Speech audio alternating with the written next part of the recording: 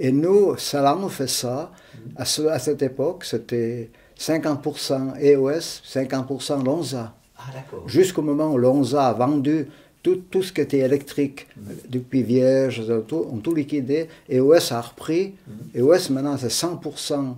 EOS, Salan fait ça. Maintenant, c'est encore le pic. Mais on montait à Salanf, hein, au barrage. Par l'intérieur? Par l'intérieur, par la galerie. Hein. Avec le avec le funiculaire.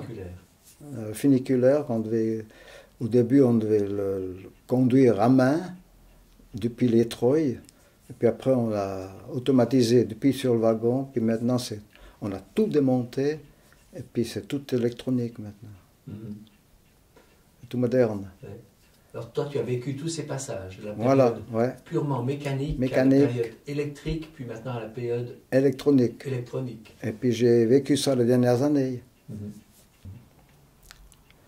Oui, on a vu le changement, hein, depuis le départ jusqu'à aujourd'hui.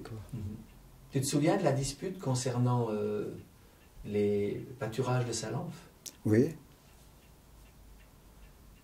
Qui s'est disputé? J'ai vécu ça, moi. Oui. On allait acheter du beurre dans les écuries à Salanf, quand il y avait toutes les écuries là. Donc, tu as vu le vallon de Salanf avant le barrage? Avant le barrage, avec le bétail. C'était beau? Ah, c'était formidable. C'était un beau plateau. Hein.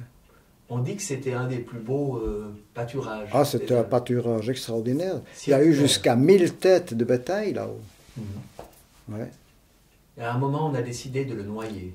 Et de noyer, oui. Oui, au début, ça fait mal au cœur. Hein.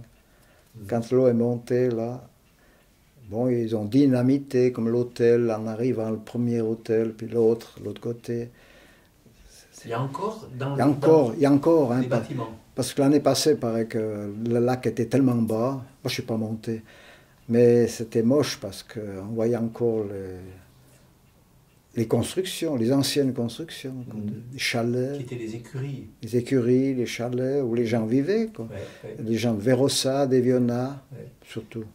Il y a une tristesse ici de ça, ou bien si c'était le bonheur de pouvoir participer à une entreprise économique florissante. Oui, puis il faut dire que le bétail a pu continuer à monter.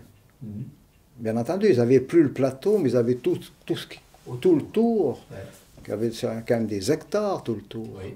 Alors il y avait moins de têtes de bétail, je ne sais pas, peut-être une centaine de têtes après. Pas comme avant. Quoi. Et pour la communauté, c'était une bonne affaire? Ah, moi je crois que c'était une bonne affaire, ça. C'était une bonne affaire, c'était... Et puis il y a eu une bagarre entre propriétaires de ces terrains, entre les communes. Moi je me souviens plus tellement là. Bon, les bagarres qu'il y a eu, c'est déjà avant Salvan avec Eviona. Puis Eviona a réussi à avoir le dessus. Hein. Donc c'est une vieille bagarre. Une vieille bagarre, oui. Pour la possession des terres. Voilà. Je me rappelle un peu de ça parce qu'on m'a raconté, parce que c'était mon grand-père à l'époque, Jean-Pierre Rappa, qui était président d'Eviona et puis député au Grand Conseil, qui avait réussi à avoir Salanf pour Eviona. Ah, c'est lui, c'est le grand-père, voilà. Alors, on a toujours entendu parler de ça, qu'à un moment donné, avec Salvan, il était assez en bagarre. Hein.